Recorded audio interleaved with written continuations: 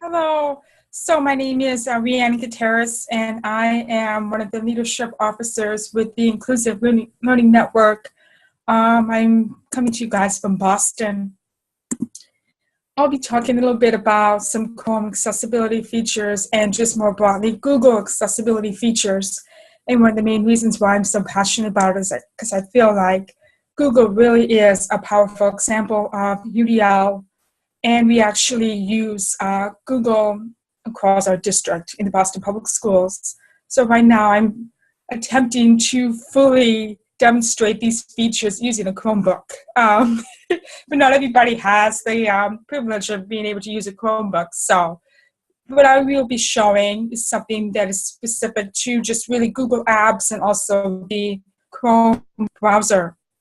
If you would like to learn more about the apps, I created a document that you can look at that gives you a brief outline of some of what I'll cover today. And the link is right here in the chat. It's bit.ly/Chrome Alley. All right, I'm just going to give you a run through of some of those features.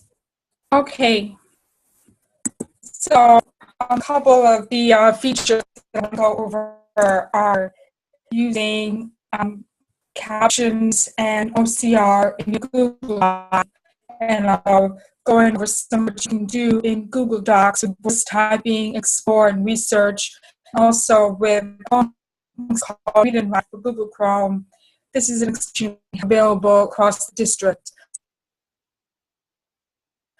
exposing more children to different texts. Okay, so now go back into Google Drive. And options example is the first thing I'd like to show you. Now there might be some videos that you like to share with staff or with colleagues, but not everybody necessarily wants to put them on YouTube. So one way you can make sure that the videos are accessible is by sharing them in Google Drive. So for example, right now I have a copy of a video that is an MP4 file. And the MP4 file format is a fairly common video file. I'm just going to open the video really quick so you can see what it looks like in Drive. If you play it, you won't see the captions right away. So you have to add a caption file to it in order for it to be accessible.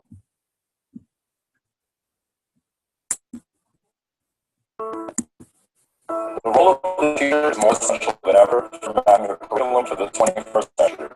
Beyond that, so I'm going to go ahead and close the video, and actually we're going to right-click on this video file. And if you right-click on it, it gives you a host of options, including Manage Caption Tracks. So you want to go ahead and select that one. And then we can add new captions or transcripts. Now, since I'm adding from a Chromebook, I'm going to add the file that's saved exactly in my Google Drive. But you can also upload files from your desktop if you're using a Mac or a PC. And usually, caption files come in a .srt format. Now, how you get this file different ways. You can get it from YouTube, or you can get it from professional captionists. In this particular case, I already have it ready. And I got it from YouTube, and that's beyond the scope of today's presentation. But I do want you to know that that's some of the ways you can get caption files. So I'm going to go ahead and select the SRT file. And it's going to ask me what language, and obviously I'm going to choose English. And then I can give it a name if I'd like. I'm just going to say English. And then upload it. And once it's in there, that should make that particular video file accessible. So if you want to ever have things that are private, you'll be able to do it this way. So let's go ahead and open it and see if it's captioned.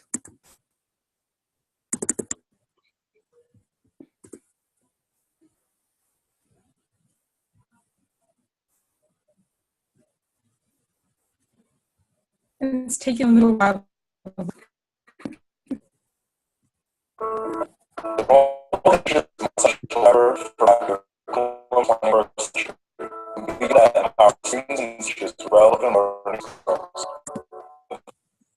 Okay, so now the captions, you can definitely turn them on and off if you like.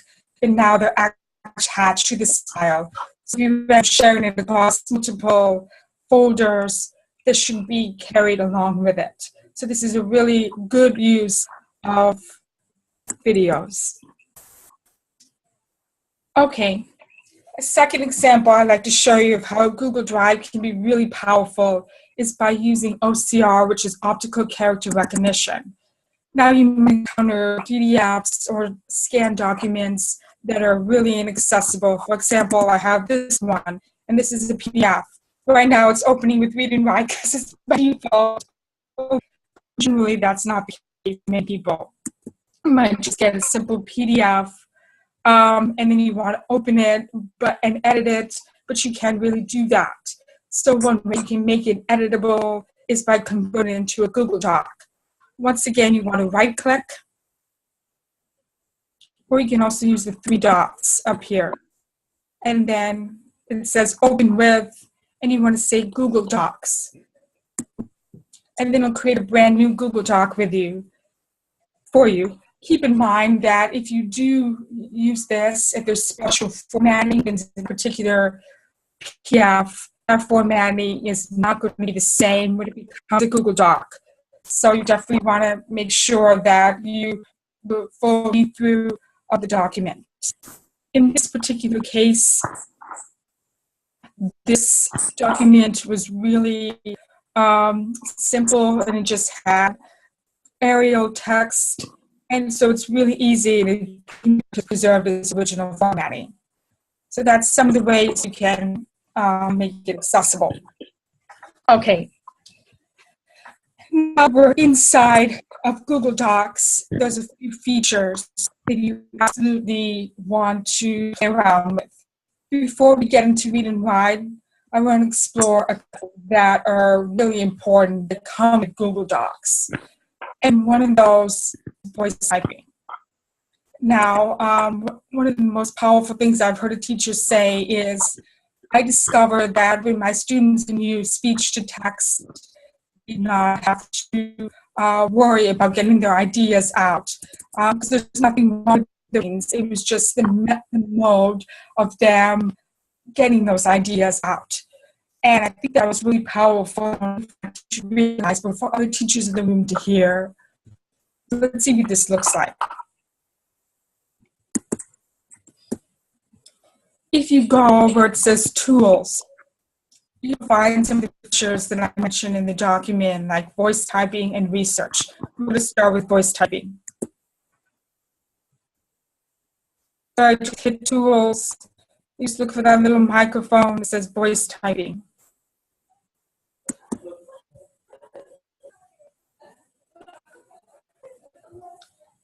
Now I'm going to click speak.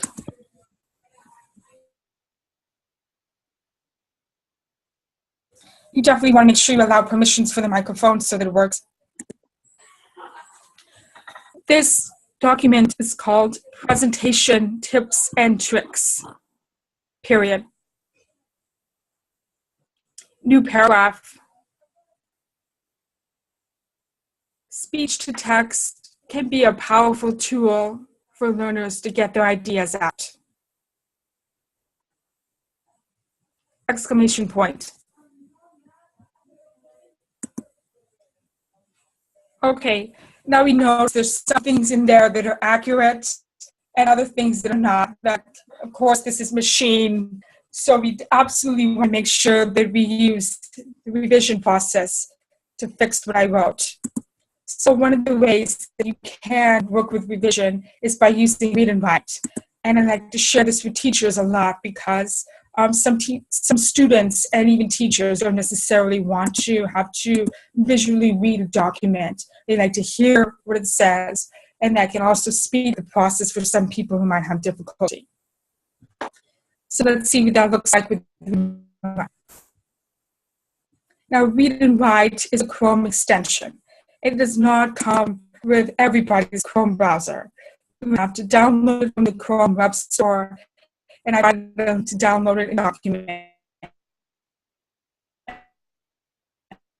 So if you were to click on the link in the original document, you would see it will take you right to the Chrome Web Store. So if you just go right here, you'll get to it. There we go. Okay, so now I'm back inside of the document presentation tips and tricks. So I've decided to use this Read and Write Chrome extension. And there's a toolbar that it comes with. And all of these features don't necessarily have to be used, but they're all really pretty powerful. I think that Read and Write is also a really powerful example of UDL in action. So I mentioned text-to-speech, having to be read out loud to you. This is represented by the play button. The document is called Presentation Tips and Tricks. Speech-to-text can be a powerful tool for the nurse to get their ideas out! I'm pretty sure I didn't say some of those things. So what I could do is I can go ahead and highlight nurse and type learners. And I definitely don't want to have exclamation point written out, so I can just create an exclamation point. Another way that you can use Read and Write, and this is a brand new feature that they announced, is called Screen Mask. So that allows learners to be able to stay focused on select areas of text. And this tool can be in effect while you are using text-to-speech or when you're using voice typing. So this is really, really handy. And there's a ton more here that you can explore. I'm going to show you a couple more. For example, I can highlight a word and have it defined from right inside of the document. I'm going to highlight styles and then check out these links up here, which are a dictionary and a picture dictionary. Let's see the dictionary. It gives you a number of definitions for styles and even allows you to play out what the definition is. Noun. The design of something. What style of clothes do you prefer? Noun. So you can have those read out loud for you. You can also add various highlights throughout the document as you read it. And these highlights can then be exported into a vocabulary list that contains the definition and a picture. So we'll do a quick example of that.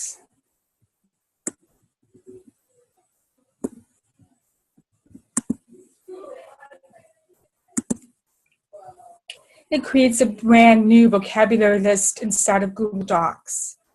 And this is the feature that is hands down my favorite in Read and Write. And the reason for that is because it really does allow you to not only use Read and Write's features, but Google Docs features. And it really invites collaboration. I think that that's one of the most powerful things about Google is that it is a collaborative tool. So once we're inside of this vocabulary list, we can use features of Google Docs to make it better. It's still loading, but you notice here that there's 4 columns that have the word that I highlighted, the meaning, which is the word definition, the symbol, which are pictures, and then the notes column, which could be anything you like. And there's pretty much pictures for all of the words that I've highlighted.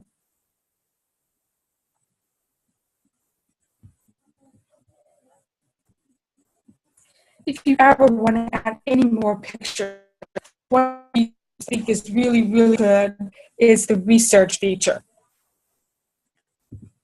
And this feature can also be found underneath tools.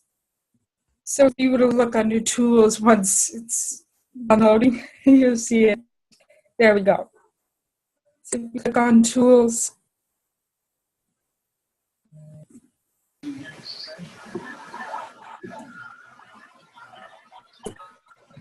wait for it to load. All right. So tools, research. It will open up a brand new column on the right side. Right now, I seem to be having internet issues, Now, that's one of the things that can be an issue sometimes with read and write, because this is a tool for the Chrome browser. It does have to work when you are using the internet, so you have to make sure you have a reliable internet connection. I always tell teachers whenever this happens, when vocabulary this isn't responding very quickly, or when they're not getting some features to work from the toolbar, that it doesn't mean there's something wrong with the tool or with you. It just has to do with the internet connection, and we have to be patient. Okay, there we go. We're in the Chrome accessibility document. We just clicked on research. Okay. All right, so I'm going to look up voice typing. You can see this window that's on the right side, and it says G, but if you filter the results, you can just say you want to have images, for example. So once the image is first there, you can just drag and drop it right into the document. It also allows you to filter to search only for Creative Commons images. So I'm going to go ahead and take that and drag it and drop it in. Okay, there we go. And you notice that there's a little one on the edge of it. That's the footnote. And the link to the footnotes at the bottom. So this is a feature that can come in hand when you're just really trying to make your documents more robust or vocabulary list more robust. And that is my tour of Google.